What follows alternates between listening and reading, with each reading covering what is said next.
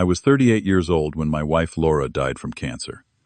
After 15 years of marriage, I found myself alone with our 21-year-old son Marcus. Rebuilding our relationship was tough, but things were starting to look up. That is, until my daughter-in-law Jessica suddenly demanded I change my will to leave everything to her 2 children from a previous marriage. This is the story of a bitter legal battle and lessons about true family love.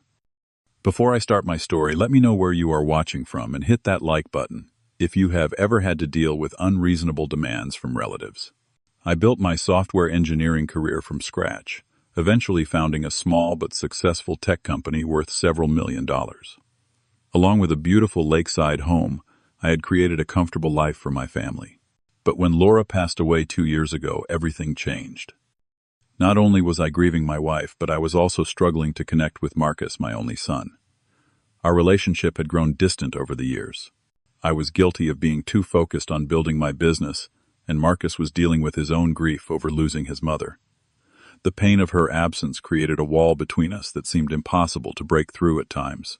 Determined to repair our bond, I made it my mission to support Marcus through college financially and emotionally. I scheduled regular dinners with him, trying to rebuild the connection we once had. It was during one of these dinners that Marcus first mentioned Jessica. She was 28, pretty and charming, with 2 children from her previous marriage. The kids were 5 and 7, a boy and a girl with bright eyes and sweet smiles. When Marcus brought Jessica to meet me, I was genuinely impressed. She seemed to adore my son, and she showed me nothing but respect and warmth.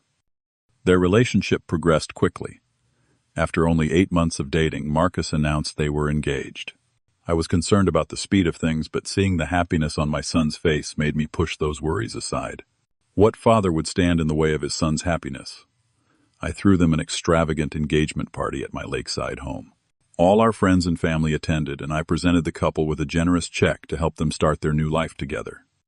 Jessica hugged me, tight tears in her eyes, calling me the father she never had. It felt good to be appreciated, to be part of a growing family again. The wedding was beautiful. Marcus looked so much like his mother that day, and I could not help but think how proud Laura would have been of our son. As I watched them exchange vows, I made a silent promise to my late wife that I would embrace this new chapter and be the best father and grandfather I could be. I took that promise seriously. I spent time with Jessica's children whenever possible, bringing them thoughtful gifts and taking them on special outings. The little boy loved baseball, so I got season tickets for us. The girl was artistic, so I signed her up for painting classes that I would take her to every Saturday morning. They began calling me Grandpa Willie, and I felt my heart healing with each smile and hug they gave me. I truly believed we had become a real family. Jessica seemed grateful for my involvement, and Marcus appeared happier than he had been since his mother's death. For the first time in 2 years, I felt like I was doing something right. 6 months after the wedding, I started noticing subtle changes in Jessica's behavior toward me. What began as casual conversations about my business suddenly turned into pointed questions about my investments, retirement plans, and estate. After one family dinner at their apartment, Jessica cornered me while Marcus was putting her children to bed. She placed her hand on my arm and said, "Willie, you have done so well for yourself. Marcus tells me you own the building your company operates in, is that right?" These questions made me uncomfortable, but I brushed it off as natural curiosity from someone new to the family. I wanted to believe her interest came from a good place. A few weeks later, Jessica began suggesting to Marcus that I should help them buy a bigger house. "The children need more space to grow," she would say, when I was within earshot. "And your father has that huge house all to himself." One afternoon, I stopped by their apartment unexpectedly with tickets for a baseball game. As I approached their door, I overheard Jessica on the phone. "You would not believe how rich he is," she was saying to someone. "I totally scored with this family. Once everything is settled, we will be set for life." My stomach dropped, but I knocked anyway, pretending I had not heard anything. Jessica answered with her usual warm smile, but something had changed. I saw calculation behind her eyes that I had not noticed before. That night, I tried talking to Marcus about my concerns. "Son, I want you to be happy, but do you think things are moving a little fast with Jessica? It seems like she asks a lot of questions about money." Marcus immediately became defensive. "She is just trying to plan for our future, Dad. Not everyone had your advantages in life. Stop being so paranoid." His words stung, but I backed off. The last thing I wanted was to drive a wedge between us, just when we were becoming close again. On my birthday, Jessica organized a small gathering at their apartment. As I was opening gifts, she casually mentioned, "You know, Willie, with your estate growing, you might want to update your will soon. Make sure everyone is taken care of." Marcus nodded in agreement, and I felt a chill run down my spine. My will had always been simple. Most of my estate would go to Marcus with donations to cancer research charities in Laura's memory. A week later, my banker called. "Mr. Thompson, I wanted to confirm that you authorized your son to be added to your investment accounts." I had done no such thing, and immediately put a stop to it. When confronted, Marcus claimed it was just for emergency purposes, and that Jessica had suggested it would be more convenient that way. Around the same time, I discovered Marcus and Jessica had secretly opened a joint bank account and transferred a significant amount of money into it. When I asked about it indirectly, Marcus became evasive and changed the subject. Jessica also began limiting my time with her children. Suddenly, there were dance recitals. I was not invited to baseball games that were just for immediate family and weekend trips that conflicted with our standing arrangements. Each excuse sounded reasonable on its own, but together they formed a pattern I could not ignore. Then came the call from my former attorney, Thomas. "Willie, someone has been asking questions about your estate planning. Detailed questions. I thought you should know." The final straw came when Marcus began repeating negative comments about me that I knew originated from Jessica. "Dad, you have always been so controlling with money," he said during one dinner. "Mom always said you were too obsessed with your business." These were words I had never heard from my son before, and certainly not sentiments Laura had ever expressed. I realized then that Jessica was methodically driving a wedge between my son and me, while simultaneously angling for my assets. The woman who had seemed so perfect for my son was showing her true colors, and they were nothing like the warm, loving facade she had initially presented. The confrontation happened during what should have been a pleasant family dinner at my house. I had prepared Laura's famous pot roast, hoping to recreate some normalcy in our increasingly strained relationship. As we finished dessert, Jessica cleared her throat and straightened her posture. "Willie, there is something important we need to discuss," she began, her voice suddenly formal. "Marcus and I have been talking about the future, and we believe you should revise your will." I put down my coffee cup slowly. "Oh. And what revisions did you have in mind?" "Well," Jessica continued, meeting my eyes with a confidence that bordered on arrogance, "I think it would be best if you left your estate to my children. They are young and will need financial security for education and their future." Marcus nodded beside her, avoiding my gaze. I noticed his hand trembling slightly as he held his water glass. "What about Marcus?" I asked, keeping my voice steady despite the anger building inside me. "I will take care of Marcus," Jessica answered dismissively, "but my children do not have anyone else. Their biological father is completely unreliable." I took a deep breath. "Jessica, I appreciate your concern for your children, but my will already provides for Marcus, who can then support his family as he sees fit. I have also allocated funds for cancer research in Laura's memory." Her pleasant mask slipped instantly. "So you do not consider my children real family?" she snapped. "Is it because they are not your blood? I thought you loved them." "This has nothing to do with love," I replied calmly. "It is about respecting my wishes for the estate I built." Jessica stood up, face flushed with anger. "You have never accepted us. You pretend to care about my children, but this proves you see them as outsiders." I looked to Marcus for support, but to my heartbreak he stood up and put his arm around Jessica. "Dad, I think Jessica has a point. The kids need security." That moment felt like a knife to my heart. My own son, whom I had loved and provided for his entire life, was choosing this woman's greed over our relationship. After they left, I sat alone in my kitchen for hours. Then I made a decision. I needed to know exactly who Jessica was. I hired a private investigator who uncovered a troubling pattern. Jessica had been married twice before Marcus, both times to wealthy older men. Each marriage ended within 2 years, with Jessica walking away with substantial settlements. The investigator also discovered Jessica was deeply in debt to multiple creditors and had several lawsuits pending against her for unpaid bills. Armed with this knowledge, I attempted to talk to Marcus privately. He refused to meet me alone, insisting Jessica be present for any conversation. When I tried to show him the investigator's report, he accused me of trying to ruin his marriage out of jealousy and control. A week later, I received a certified letter from an attorney representing Jessica. It claimed I had promised financial support to her children and was now discriminating against them due to their lack of biological connection. The letter threatened legal action if I did not fulfill my verbal commitment to include her children in my will as primary beneficiaries. The absurdity of it would have been laughable if it were not so painful. I had made no such promises, and the idea that I could be sued over my own will was preposterous. Still, I took the threat seriously and contacted my attorney. Meanwhile, Jessica began spreading rumors in our community. She told our neighbors I was trying to control Marcus with money. She informed my business associates that I had mental health issues since my wife died. She even approached Laura's sister, claiming I was dishonoring Laura's wishes by not supporting Jessica's children.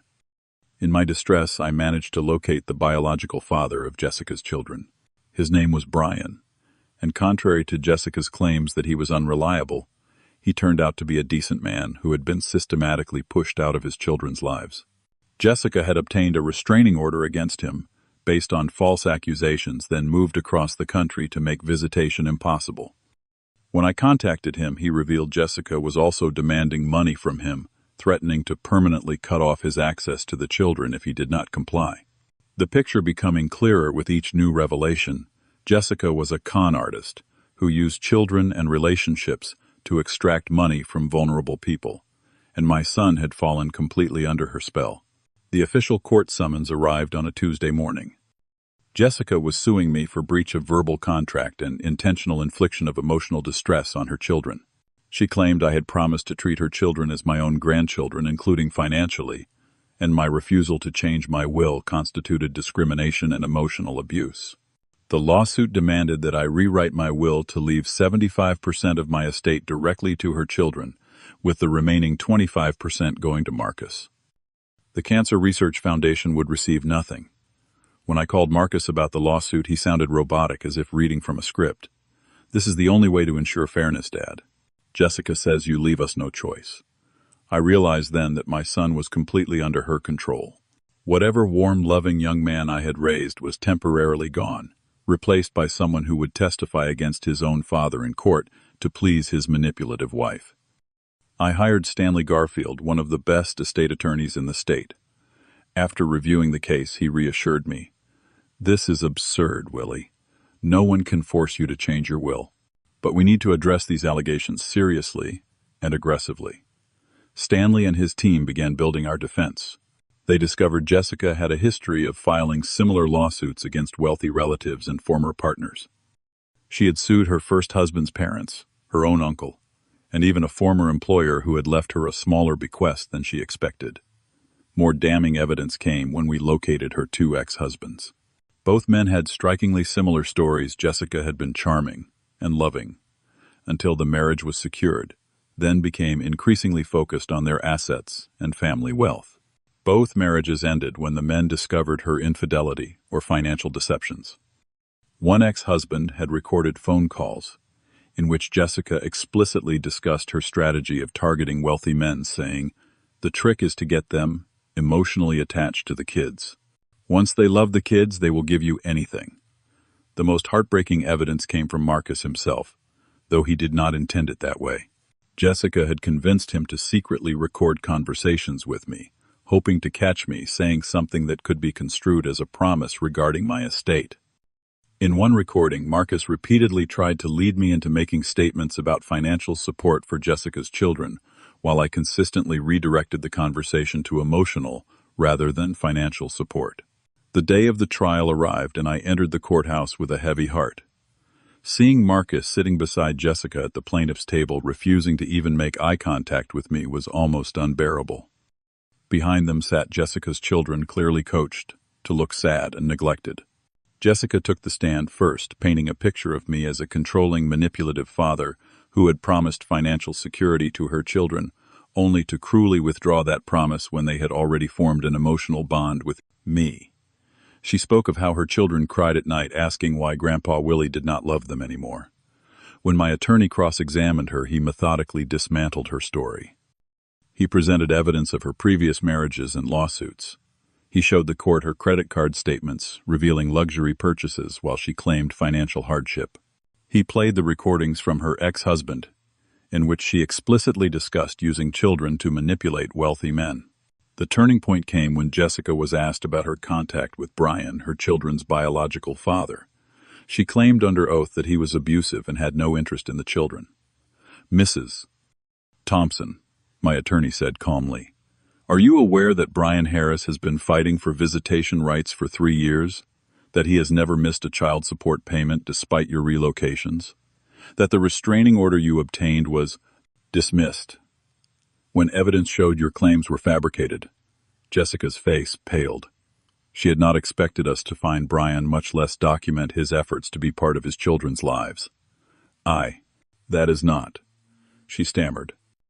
"And are you aware," my attorney continued, "that we have documentation of you demanding additional payments from Mr. Harris in exchange for FaceTime calls with his children?" Jessica looked frantically toward her attorney, who seemed equally shocked by this revelation. The judge, a stern woman in her 60s who had been watching Jessica carefully throughout the proceedings, interrupted. "Mrs. Thompson, I remind you that you are under oath." Jessica's testimony crumbled from there. When confronted with evidence of her past behavior, recorded statements, and financial deceptions, she became defensive and contradictory. At one point, she even accused the judge of being biased against her. "Because you are probably rich, too." Marcus was called to testify next, but after witnessing Jessica's meltdown on the stand, he appeared shaken. His testimony was hesitant and conflicted. When asked directly if I had ever promised to leave my estate to Jessica's children, he finally admitted, not in those exact words, no. The judge did not even wait for closing arguments. She dismissed the case immediately, calling it a transparent attempt to manipulate the legal system for financial gain. She went further, warning Jessica that her actions bordered on legal fraud and could result in criminal charges if continued. As a final blow, the judge ordered Jessica to pay all court costs and my legal fees, stating that the case was frivolous and malicious in nature. I watched Jessica's face as the reality of her situation sank in. The mask of the caring mother and devoted wife completely fell away, replaced by cold fury and calculation. She did not look at Marcus once during the judge's ruling. The aftermath of the trial unfolded with painful predictability. Jessica abandoned Marcus within a week, taking her children and emptying their joint bank account of over $50,000.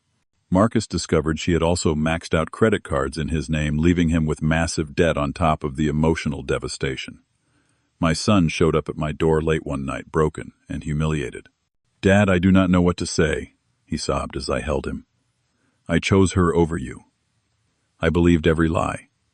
You are my son," I told him simply. "There is nothing to forgive." But rebuilding was not easy. Marcus had to face the consequences of his choices, including a difficult divorce process. Jessica fought viciously for alimony despite the short marriage and her own actions. Fortunately, the same judge who had presided over our case handled the divorce proceedings and was well aware of Jessica's character. Throughout this time, I worried constantly about Jessica's children. They were innocent victims in their mother's schemes, and I had genuinely grown to love them. I tried to maintain contact, but Jessica had moved them to another state and blocked all communication. I hired a private investigator to check on their welfare periodically. The reports were concerning, but not actionable. The children appeared adequately cared for physically, but were being used as pawns in Jessica's manipulations. She was already dating a wealthy business owner in her new city, and the investigator captured photos of the children being introduced to him in carefully orchestrated family scenarios identical to how she had introduced them to me. After confirming the identity of her new target, I made the difficult decision to send him an anonymous package containing court transcripts from our case and documentation of Jessica's pattern of behavior. I included no personal note or contact information. Whether he heeded the warning was his choice, but I could not in good conscience stay silent, knowing another family might be destroyed. Meanwhile, Marcus and I focused on healing our relationship. We spent 6 months in family therapy, working through not only the Jessica situation, but also the lingering grief over Laura's death and the years of emotional distance between us. I was so desperate for a family after Mom died, Marcus confessed during one session. Jessica sensed that vulnerability and exploited it perfectly. Our therapist helped Marcus recognize the manipulation tactics Jessica had used and strengthen his boundaries for future relationships. For my part, I acknowledged my role in our prior estrangement. My workaholic tendencies and emotional unavailability after Laura's death had created the perfect environment for someone like Jessica to step in and offer the connection Marcus craved. Gradually, our relationship transformed. Marcus moved into my guest house temporarily while rebuilding his credit and paying off the debt Jessica had left him with. During this time, we began working together at my company with Marcus, bringing fresh ideas and technical skills that complemented my business experience. What began as a temporary arrangement to help Marcus back on his feet evolved into a true partnership. He showed real talent for software development and client relations areas I had struggled with. Within a year, he had become an essential part of the company's leadership. 2 years after the trial, Marcus met Allison, a kind and straightforward woman who worked as a pediatric nurse. Their relationship developed slowly, with Marcus understandably cautious after his experience with Jessica. I made a point of getting to know Allison properly and was relieved to find her genuinely caring and without hidden agendas. I updated my will, maintaining Marcus as my primary heir, but also establishing a small trust fund for Jessica's children that would activate when they turned 25, well beyond their mother's ability to access it. I had no illusion that Jessica would allow them contact with me again, but I wanted them to know someday that they were not forgotten. Marcus and I also established the Laura Thompson Foundation for financial abuse survivors, using a portion of our company profits to help people rebuild after experiencing financial exploitation in relationships. Through this work, we met countless others with stories similar to ours, reinforcing that what we experienced was not unique, but part of a larger pattern that deserved attention. When Marcus and Allison became engaged after 3 years of dating, I felt only joy and confidence in their decision. Their wedding was small and meaningful, nothing like the showy affair Jessica had insisted upon. During my toast, I spoke of resilience and second chances, watching my son's face shine with genuine happiness. As for Jessica, we eventually learned she had been arrested for fraud after attempting a similar scheme with her new target, who had apparently received and heeded my warning. The charges involved forged documents and attempting to access accounts without authorization, resulting in probation and financial penalties. Looking back on that dark chapter of our lives, I realize how easily love and loneliness can blind us to manipulation. Marcus and I were both vulnerable after losing Laura, creating the perfect opportunity for someone like Jessica to insert herself into our lives and exploit our pain. The experience taught us both to recognize the difference between genuine love and calculated attention, between real family bonds and opportunistic connections. True family, we learned, is shown through consistent support, honest communication, and mutual respect, not grand gestures or emotional manipulation. If you have ever faced similar situations with manipulative people targeting your family or assets, leave a comment below. How did you handle it? Did you see the warning signs early, or, like us, only in retrospect? Hit the like button if this story resonated with you. Subscribe for more real-life experiences, and share this video with someone who might need to hear that they are not alone in facing such challenges. Remember that protecting yourself from manipulation is not selfish. It is necessary for your well-being and for the authentic relationships in your life. Thank you for listening to my story.